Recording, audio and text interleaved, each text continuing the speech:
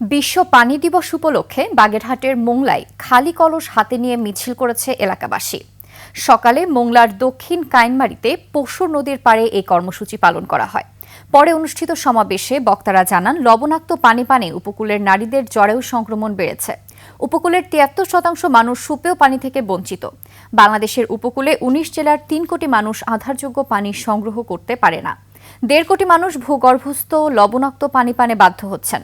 সমাবেশে দাবি করা হয়, উপকূলীয় অঞ্চলকে পানি সংকটাপন্ন এলাকা হিসেবে ঘোষণা দিয়ে জরুরি ভিত্তিতে সবার জন্য সুপেয় পানি নিশ্চিত করতে হবে।